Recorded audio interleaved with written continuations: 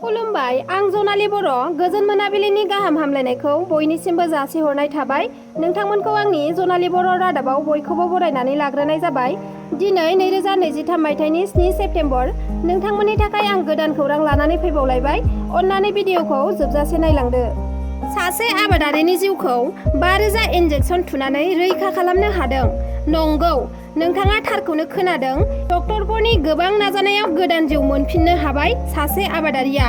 Report बादिब्ला, आबादथिलियाव एम्फौ बुथारग्रा मुलि सारनायाव 600 मिलिलिटार एम्फौ बुथारग्रा मुलिखौ मोनजाफ्लांदोंमोन सासे आबादारिया।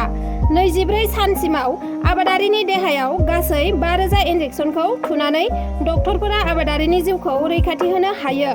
बे सोमोनांथाव जाथाया जादों राजस्थाननि पालीयाव। मैया ट्राक आरो टाटा मेजिक गारिजों सौग्रावलायनानै गासै 7 जन सुबुंफोरा थैनो गोनां जाबाय आरो 11 जन सुबुंफोरा जखम जादों। 11 जननि मादाव 5 जनखौ जोबोद सिरियास होनना मिथिना मोन्दों। थैनाय सुबुंफोरनि मुङा फारियै फबेट मरा, बिथाङानो टाटा मेजिक गारिखौ सालायदोंमोन, आरो दिलीप बरुवा, रेनी गगৈ, जनाली मरान आरो मिहितर नियक। आरो सानैनि मुंखौ मिथिना मोननाय जायाखै। बिथांमोना दावबायारिमोन बे गारिनि। बिसोर गासैबो दमदमानि बाजाराव थांबाय थानायावनो गंसे ट्राकजों हरखाब एक्सिडेन्ट जायो आरो बिथांमोना जायगायावनो जिउ गोमायो। बे दुखुनांथाव जाथाया तिनिसुकियानि काकु फोथाराव जादों। जाथायनि सायाव दायो नायबिजिरनाया सोलिगासिनो दं। मोसौ फालांगि हमनो हादों। बे बाराव ट्राक गारिजों नङा, भिआइपि गारिजोंसो सिखावै मोसौ लांखुमादोंमोन, नाथाय हमजाबाय सिखावफोरा। मिथिनो मोननाय बादिब्ला, गसाइगावआव श्रीरामपुराव पुलिसनि सिग्रोमनायाव भिआइपि गारिजों लांखुमानाय माबा मोसौखौ बोखांनो हायो।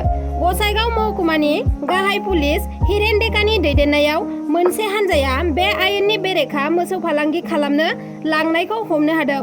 दिनै फुङाव AS 01 BG 4760 नाम्बारनि गारियाव फालांगिरिफ्रा माबा मोसौखौ फालांगि खालामनो लांखुमानायाव हमना मोनो। मोसौ लांखुमाग्रा सानै सुबुङा धुबुरी जिल्लानिमोन। बिसोरनि मुङा जाबाय आश्रफ आली आरो साइदुल इस्लाम होननानै मिथिना मोन्दों। मैया खारबाय थानाय ट्रेनजों एक्सिडेन्ट जानानै कलेजनि सासे लेक्सारारा थैनो गोनां जाबाय। बिथांनि मुङा साफिकुल इस्लाममोन। बे दुखुनांथाव जाथाया गुवाहाटी मालिगावनि तितिलियायाव जादों।